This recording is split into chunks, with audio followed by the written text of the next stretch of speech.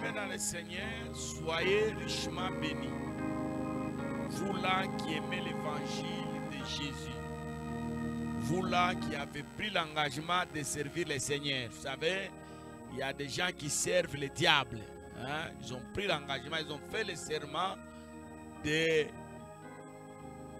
faire la propagande par leurs actions, la propagande du diable. Par ce qu'ils font, bien aimés dans le Seigneur, ils glorifient le diable. Mais toi, tu as pris l'engagement de servir le Seigneur. Tu as tout abandonné. Et tu le sers avec un cœur sincère. Sois béni, toi qui as mis tes moyens en jeu pour que l'évangile puisse aller de l'avant. Sois béni. Sois béni, toi qui portes les marques de Christ.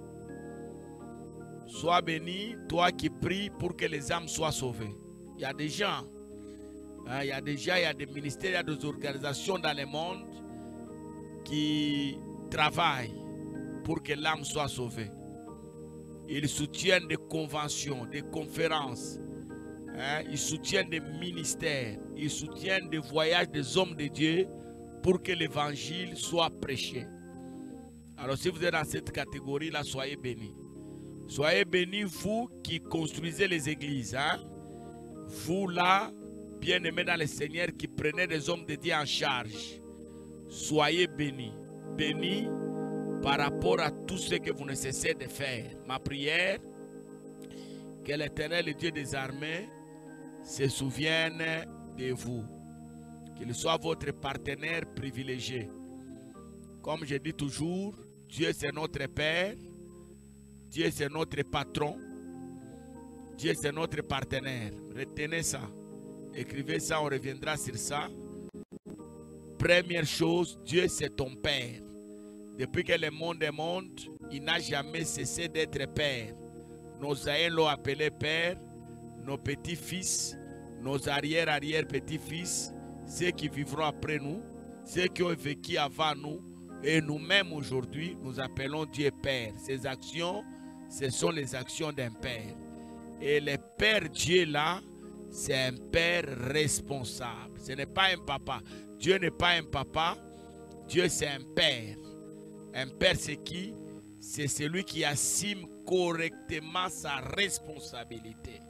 C'est pourquoi Dieu a dit, Jésus a dit, si vous voulez prier, dites notre Père. Dieu c'est notre Père qui sait s'occuper de ses enfants. Deuxième chose que nous devons savoir, nous qui sommes dans les ministères, nous qui travaillons dans l'œuvre du Seigneur, Dieu c'est notre patron, c'est notre chef, c'est mon boss, Dieu est là. Il est mon boss, mon chef. Si je marche avec cette pensée, je ne vais pas me comporter de n'importe quelle manière. Je ne vais pas travailler de n'importe quelle manière. Je dirai à moi-même, un jour viendra où je rendrai compte de mes actions. Aujourd'hui, beaucoup de gens, bien aimés dans le Seigneur, échouent, se comportent mal. Ils ont une autre opinion d'eux-mêmes, tout simplement parce que, bien aimés dans le Seigneur, ils ont oublié que Dieu c'est leur boss. Qui est ton patron? Mon patron c'est Dieu. Et chaque jour, chaque instant, je dois lui rendre compte de mes œuvres. Et troisième chose, retenez ça, Dieu c'est notre partenaire. Un partenaire c'est qui? C'est quelqu'un avec qui je suis dans le contrat de marcher ensemble.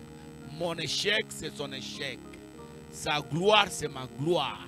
Sa réussite c'est ma réussite. Ok? Dieu c'est mon partenaire. Quelqu'un qui s'engage pour ma réussite.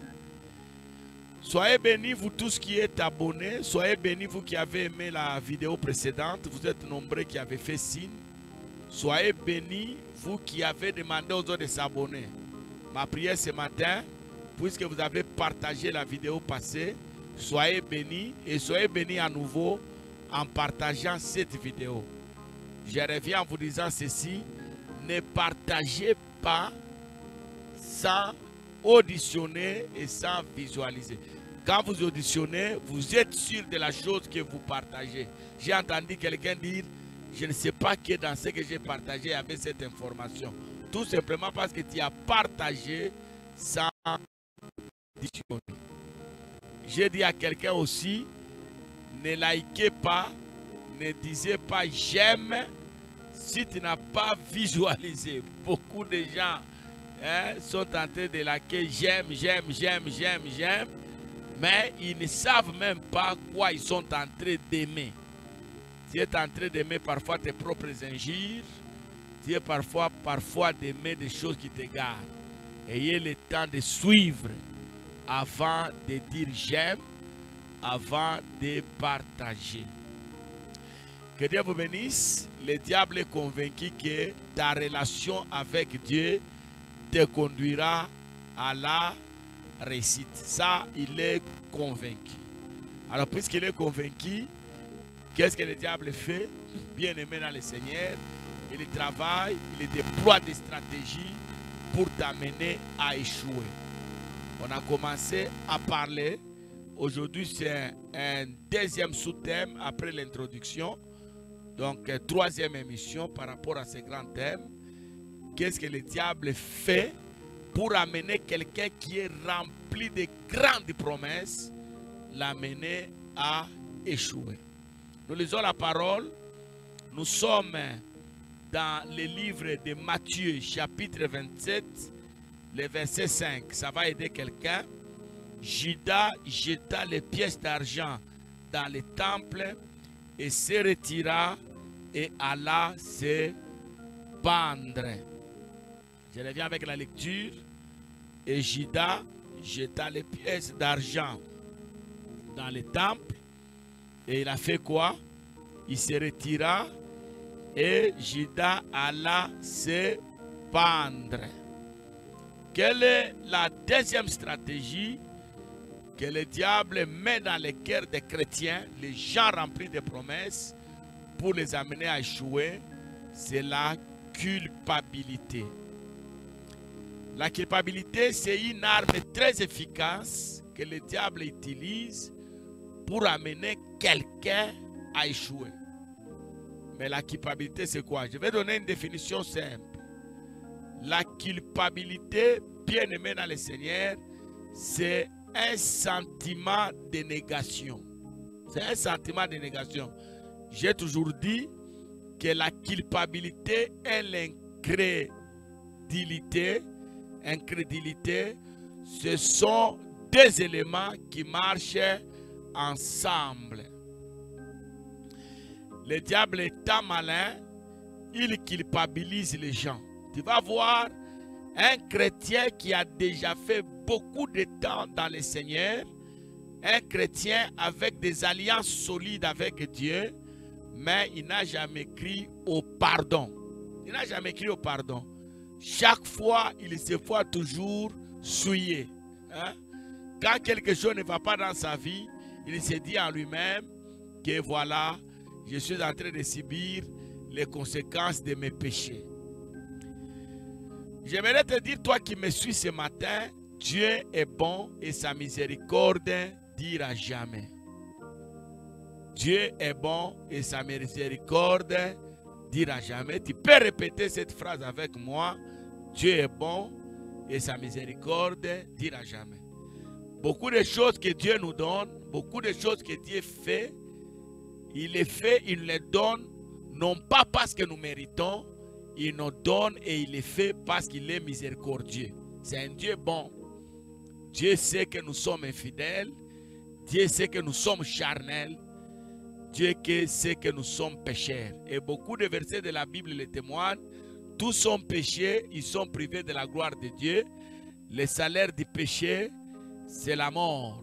C'est lui qui dit qu'il n'a pas péché, il fait de Dieu menteur et que la vérité n'est pas en lui. Et Paul en Romains, il dit, les biens que je vais faire, je ne sais pas les faire. Le mal que je déteste, c'est ce que je fais. Je suis charnel, vendu au péché.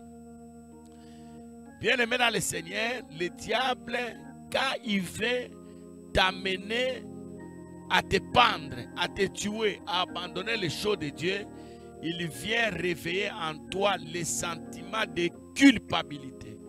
Ces sentiments-là amènent les gens non pas à réparer, mais à se détruire. Beaucoup de gens ont pris le poison parce qu'ils se sont culpabilisés. Beaucoup de gens ont fui des nations. Il s'est déplacé. Il a quitté son pays pour un autre pays, tout simplement parce qu'il vit la culpabilité. Combien de gens ont fui des églises? Combien de gens bien-aimés dans le Seigneur, ils se sont enfermés en eux-mêmes. Ils ont vécu une vie de culpabilité, tout simplement parce que, bien-aimés dans le Seigneur, ils ont vécu dans la culpabilité. La culpabilité, c'est quoi? La culpabilité, c'est le fait de se dire à lui-même que ce que j'ai fait, je n'ai pas été pardonné. Hein? Ce que j'ai fait là, je ne mérite pas le pardon de Dieu. C'est comme ça que vous allez voir, il y a des chrétiens à chaque croisade, à chaque séminaire, à chaque rendez-vous avec tout homme de Dieu qui passe par leur église, par leur famille, il revient toujours dans les péchés déjà confessés. Il suffit qu'un prédicateur vienne à l'église, il prêche, il prêche, il prêche, il donne un rendez-vous, je vais recevoir ceux qui vont me rencontrer, qui veulent me rencontrer. Il y a des gens qui reviennent toujours. S'il avait avorté il y a 20 ans, avant qu'il rencontre le Seigneur, à chaque rendez-vous spirituel, il continue à confesser ses péchés. Il croit que Dieu ne l'a jamais pardonné. La Bible dit que Dieu, il nous a pardonné et il ne se rappellera plus de nos péchés. Il ne se souviendra plus de nos iniquités. Ça, c'est le livre d'Hébreux qui dit. Et quelque part dans une conférence de pasteurs, j'ai dit ceci, ce que je vais dire maintenant. J'ai demandé au pasteur, quand vous prêchez, ne culpabilisez pas les chrétiens avec des messages. Il y a des prédicateurs, quand ils viennent prêcher, c'est toujours culpabiliser les gens. Ils enlèvent la joie dans les cœurs des gens avec le message qu'ils donnent. Et ils laissent les gens dans des condamnations. Celui qui se culpabilise, c'est une personne qui vit dans la condamnation. Il se croit indigne, il se croit impropre, il croit qu'il ne mérite pas. Nous avons même des prédicateurs de l'évangile, bien aimés dans le Seigneur, il est à la chair en train de prêcher, mais son cœur rempli de culpabilité. Il croit que tout échec est lié à ce qu'il a eu à faire. Non, Dieu est amour. C'est vrai, on n'encourage pas le mal que vous avez fait, mais vous avez déjà pardonné. Vous avez déjà demandé pardon et Dieu vous a déjà pardonné. Si vous voyez quelqu'un rempli de la culpabilité, c'est une personne qui ne réussira jamais. Qui ne réussira jamais. À cause de ce que vous avez fait, Dieu a versé son sang à la croix. Quel sacrifice! Nous avons été rachetés. Pas de la vaine manière, mais nous avons été rachetés par le sang qui a coulé à la croix. J'aimerais, toi qui as suivi ce message, que tu puisses sceller dans ton cœur cette réalité. Tu as péché, c'est vrai, mais quand tu as demandé pardon, Dieu a oublié ton péché. Dieu t'a déjà pardonné. Ne va plus confesser les péchés que tu avais déjà confessés. Les péchés que tu as déjà abandonnés. Tu avais avorté. Maintenant, tu es dans le mariage. Si l'enfant ne vient pas, qu'on ne vient pas te dire non, c'est parce que tu avais avorté. Dieu, c'est un réparateur de brèches. Dieu, c'est un réparateur de brèches. Moi, je suis convaincu, quand Dieu pardonne quelqu'un, ça c'est le message que j'ai reçu de quelqu'un, quand Dieu pardonne, il répare. D'ailleurs, quand vous lisez les formules de visitation de Jésus, pendant le temps qu'il était sur la terre, lorsqu'il a aidé quelqu'un à être restauré, il a guéri quelqu'un, il a béni quelqu'un, il a récité quelqu'un, Jésus avait des phrases qu'il prononçait. S'il n'a pas dit à quelqu'un, ta foi t'a sauvé, il disait à quelqu'un quoi? Tes péchés ne te sont pas pardonnés. Donc quand le péché de quelqu'un est pardonné, Dieu répare. Dieu n'est pas comme un homme. Hein? Un homme peut te dire je te pardonne, mais il te rappelle. Il te dit je t'ai pardonné, mais tu ne vas pas occuper ce poste-là. Mais quand Dieu pardonne quelqu'un, il restaure la personne. Il lui donne plus de la valeur. Souvenez-vous de l'histoire de l'enfant prodigue. J'ai beaucoup de choses à dire. Nous reviendrons sur ça avec d'autres tranches d'émission. Que Dieu vous bénisse. N'oubliez pas 3 choses. Partagez cette vidéo. Aimez la vidéo. Bien aimé dans le Seigneur. Et si vous n'êtes pas abonné, abonnez-vous. Et si vous voulez nous rencontrer, il y a nos numéros au bas de notre page. Vous pouvez toujours nous appeler. On peut discuter et partager la parole du Seigneur. Que Dieu vous bénisse et soyez heureux chez vous.